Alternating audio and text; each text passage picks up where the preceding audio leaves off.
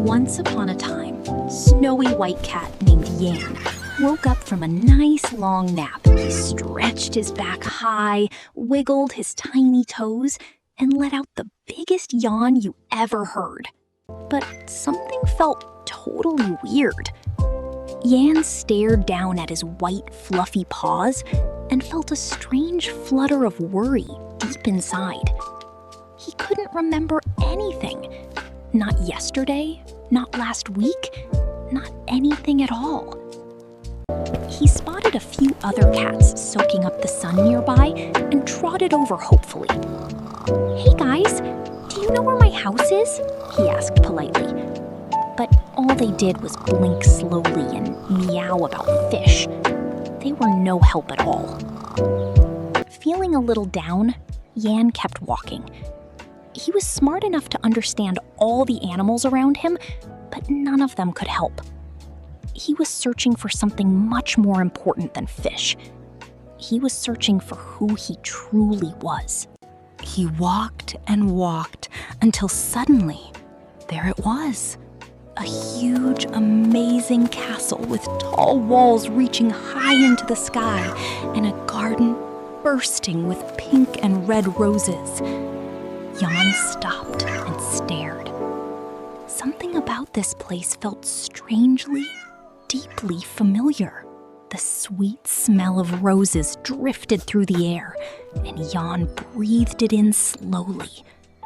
The shape of the castle, the color of the flowers, the sound of horses in the stable. It all felt like a piece of an old, half-forgotten dream he couldn't quite reach. Yan stepped carefully into the rose garden when suddenly a grumpy little voice yelled, "Hey, watch where you're stepping, buddy." Yan looked down quickly and found a chubby little hedgehog with his sharp, spiky quills all puffed up and looking very, very annoyed. But then the hedgehog's grumpy face fell into something much sadder. Big, watery eyes looked up at Yan, and the little hedgehog said softly, "Course I'm familiar, Yan. I'm Arthur. You know, Brother? your brother." Yan felt a deep tug right in the middle of his heart. Before they could say another word, whoosh! Something zoomed down from a tall tree above and landed right in front of them. A super speedy, bushy-tailed squirrel with sparkling eyes looked up at Jan and chattered excitedly. "Jan! Oh, thank goodness you're okay. I'm Benny, your little brother." The three brothers sat together quietly, feeling bummed out. Jan sighed sadly. "I don't remember a thing. I don't know what we should do." Then suddenly, Ben's big eyes lit up like a lantern, and his tail began bouncing excitedly. He had an idea. "Jan, don't you remember the old wizard who lives in the tallest tower?" Benny chattered rapidly, pointing up at the high tower where colorful magical smoke swirled and puffed from the window. "He was your best friend. He can totally help us figure this all out." Following his brother's directions, Jan slipped inside the castle and tiptoed up the long, winding stone staircase. The candlelight flickered on the old stone walls as he climbed higher. Jan gently pushed open the old wooden door and slipped inside. The room was extraordinary. Shelves packed with glowing glass bottles in every color of the rainbow. Giant cauldrons bubbling with bright green potion, and strange, colorful smoke drifting through the warm, magical air. An old wizard peacefully stirring his cauldron, and Jan whispered softly. The wizard spun around and jumped back so hard his hat boom flew through the air. "The king is coming, Jan. He suspects everything. We must leave before the hour is up, or all is lost." "What are you doing here? If King Nigel finds out you've returned and that you've forgotten who you are, he can destroy you. He destroys anyone who has forgotten even a tiny little bit about their true self." The wizard told Jan everything. Nigel, Jan's own jealous little... It was Prince Nigel's doing. The spell hit them hard, and just like that, you three became a cat, a hedgehog, and a squirrel. Because Arthur was quick to anger, he became a hedgehog, and restless little Benny became a squirrel. Jan listened to... Courage, old friend. The magic you seek is already within your grasp. You must believe that. Find out you helped us. But please, you must create a potion to break this spell. The wizard looked at Jan's brave face and felt his fear slowly begin to melt away. With new courage, the old wizard got to work immediately. He pinched in glowing herbs, sprinkled colorful powders, and stirred everything together rapidly. Fizz! Sparkling pink smoke rose up, and there it was, a beautiful, glowing pink potion. Potion of truth. Whispered, is the potion of truth. If King Nigel drinks this, the wizard explained softly, he will turn into the animal that truly matches his greedy spirit, and your spell will break forever. Jan carefully took the glowing bottle in his paws. It was almost lunchtime. The perfect time to act. His heart began thumping like a drum. Jan moved through the castle like a silent shadow, darting down hallways, hugging stone walls, peeking around corners before dashing forward. His white fur was barely visible in the dim light. Every step brought him closer to the king's kitchen, and closer to the moment everything would change.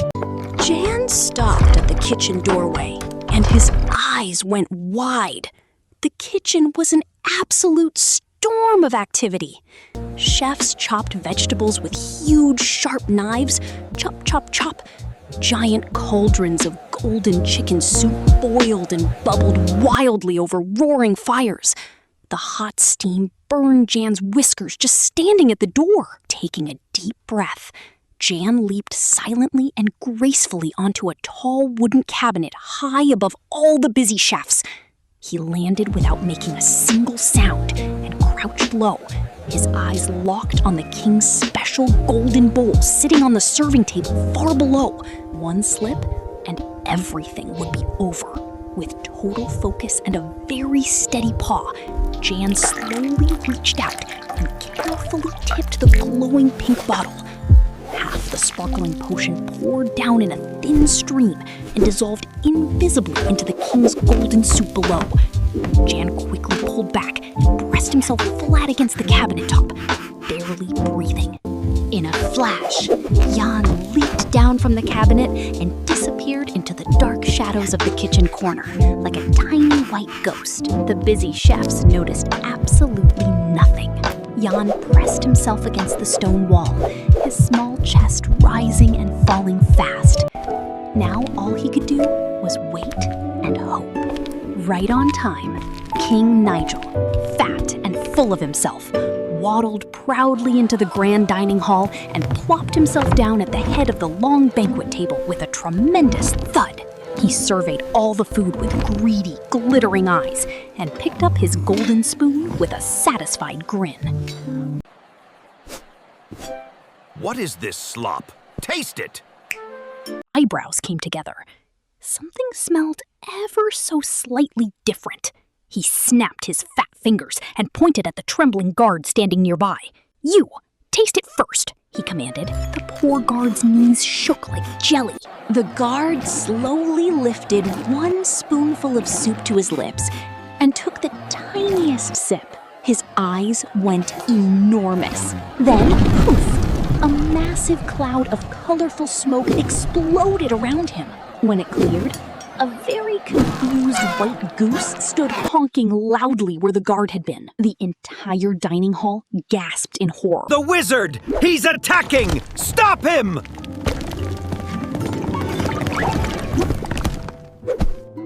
His face turned a spectacular shade of red.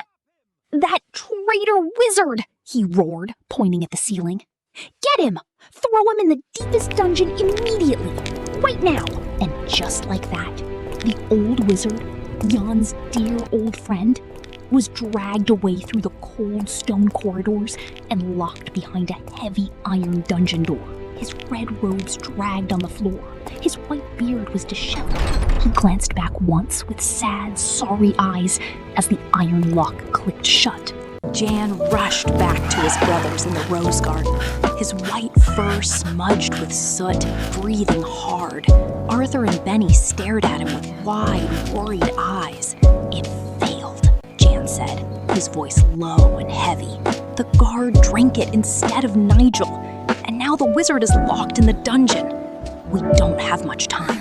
We need a plan B that night, under a sky full of soft... Okay, here's the plan. We use the ropes to climb the tower, and then we sneak past the sleeping guard. Perfect! We'll have the acorn stash by midnight. Their plan was ready. Tomorrow night, everything would change. The very next evening, the Grand Castle Banquet Hall was completely packed with fancy guests. Tall golden candles glowed above the long table. And right at the head of it all, King Nigel sat enormously pleased with himself, both chubby hands buried deep in a giant steaming golden chicken.